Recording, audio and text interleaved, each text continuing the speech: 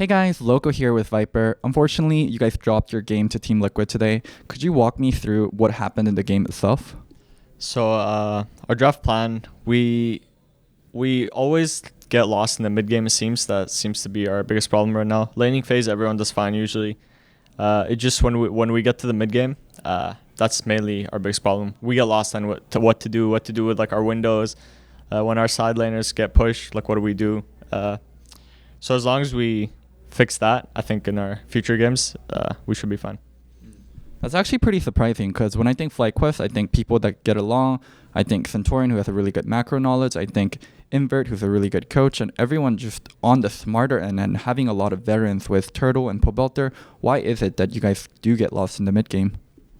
I'm actually not sure. I think it's just right now at least, just right now, teams do it better than us, people know, like teams right now know how to answer the mid game windows better than us. Or like I just think we need more time to adapt. We're like slowly adapting, but we're not there yet. So you pulled out another Riven game today, and I'm noticing that in summer you've been playing a lot more Riven than you did in spring. Is there a reason to why you're playing more Riven? Yeah, so Riven right now, all the meta picks like Ryze, Salus, Aatrox, like mainly all the OP flexes right now. Riven's good into everything right now. So picking it into them, I'm confident I can like beat any champ right now, except for like Jace or something, Yeah. Is there any other player in LCS that you think could pull out Riven? Honestly, probably not. Not after the nerf. Like her E got nerfed, and I don't think anyone's gonna play after the E nerf. Her E's too long cooldown, and you have to like play in a really different way. And I think people need a lot of games to adapt to that playstyle. And I don't see anyone playing it. So in NA, there's actually a lot of Riven mains. Boxbox, Revenge, and of course yourself. Are you better than Boxbox and Revenge at Riven? Honestly, I'd say right now I'm the second best Riven. I'd say. First is Adrian Riven. Adrian Riven, I think I'd say he has the title right now. I'll give it to him, yeah. What does he do better than you that makes him the better Riven? He's smart about the champ, He knows every matchup. Basically, he always comes up with a new mechanic every other week. I don't do that. I just play the champ. He like masters it. He knows everything about it. He studies it a lot more than I do.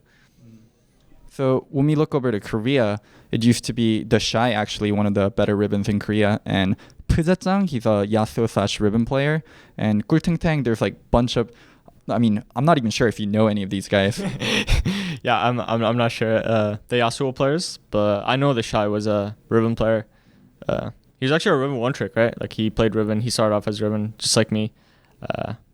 But I think it's like a really high mechanical champ to like get going with, to practice your mechanics, get everything going. I think it's pretty cool. So going back to the original question about Korean Riven, so there's usually a debate around, North America actually has the best Riven players and we have the best Rivens because we have so much Riven one trick. Do you think that's true? Do you think our Rivens and the best Rivens like you and Adrian Riven are the best Rivens in the world? I'd say so, honestly. I think for sure NA, no one can compete with Riven mains in NA. I think I got a really, like when I went to Korea, I went like last year, when I was on TLA. I went last year and I literally only played Riven and I saw how high I can climb. I ended up getting, I think, 800 LP in Korean like Challenger. I got like top 30, top 50, something like that.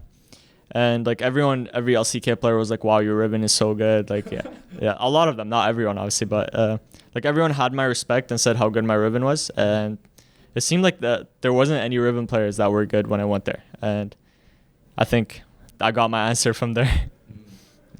Okay, so on Twitter, you've been very vocal about IRC, International Rescue Committee, and yeah, you guys actually had what's it called when you camp out in the front?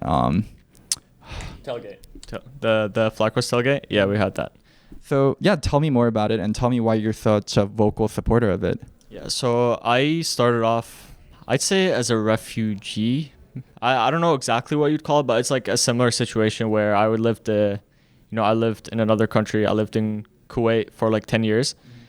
I was moving from Kuwait to Syria back and forth. And eventually we decided to move to Canada. Because family stuff happened. We decided to move to Canada and we didn't know any English, We didn't know anything, what to do there. Like, obviously we knew like simple stuff, but I can relate to a lot of the people that are coming in new and getting lost as to like what to do in a like from a foreign country.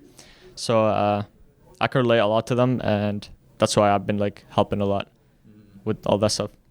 Man, it's very rare to see pro players actually be so vocal about a cause. It's usually like, okay, here's the sponsor obligation. This is the script. This is what you need to say. But it seemed like you were going out of your way to promote this and talk about it.